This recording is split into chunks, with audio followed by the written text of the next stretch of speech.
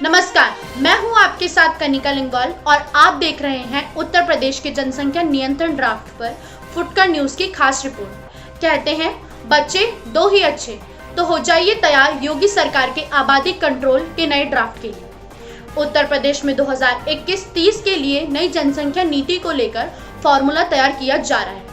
बढ़ती जनसंख्या पूरे देश के लिए एक बड़ा संकट है। क्या आप जानते हैं सिर्फ 4 ऐसे देश हैं जो जनसंख्या के मामले में उत्तर प्रदेश से भी बड़े हैं?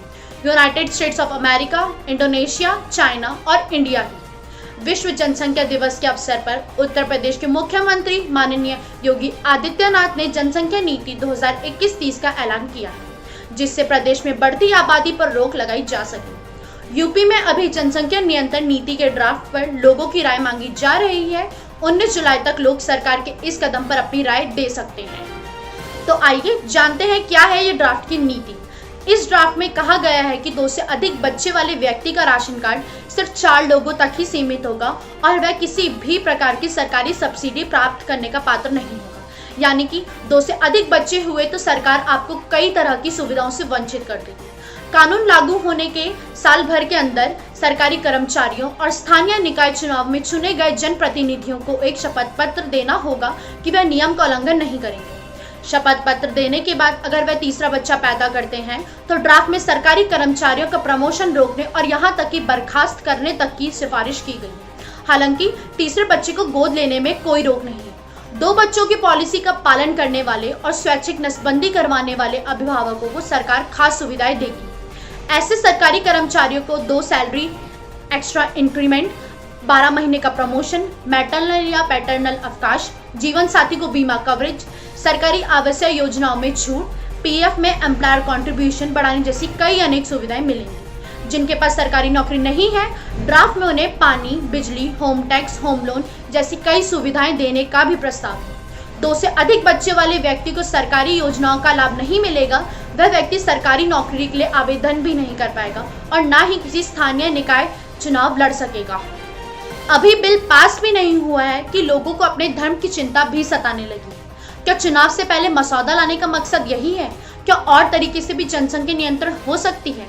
इस पर बिहार के मुख्यमंत्री नीतीश कुमार ने कहा है कि सिर्फ कानून बनाकर जनसंख्या पर नियंत्रण करना संभव नहीं। जब महिलाएं शिक्षित होंगी तो अपने आप प्रजनन दर घटेगा। कुछ लोग सोचते हैं कि सिर्फ कानून बनाने से कुछ हो जाएगा। सबकी अपनी अलग सोच है। इस बात से शायद ही कोई इनकार कर सकेगा कि अगर जनसंख्या नियंत्रित होगी, आबादी संतुलित होगी तो सड़क, बिजली, पानी, अस्पताल, दवाई, पढ़ाई, ट्रेन, सब संसाधन सबको बराबर मिल पाएंगे।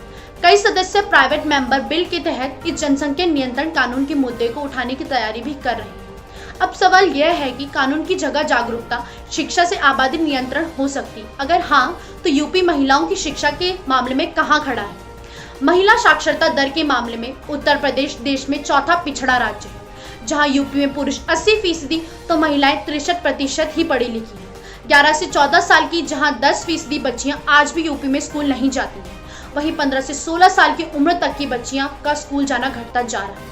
दावा है कि 17% बच्चियां इस उम्र की स्कूल नहीं जाती हैं। ब्रिटिश अर्थशास्त्री रॉबर्ट माइलस ने कहा था कि जनसंख्या वृद्धि दोगुना रफ्तार से होती है, जबकि संसाधनों का इजाफा 1, 2, 3, 4 यानी बहुत ही सामान्य रूप से होता है।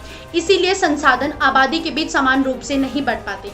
इसलिए आबादी नियंत्रण बहुत ही जरूरी है, लेकिन ध्रुवीकरण के राजनीति के बिना। बस इतना ही।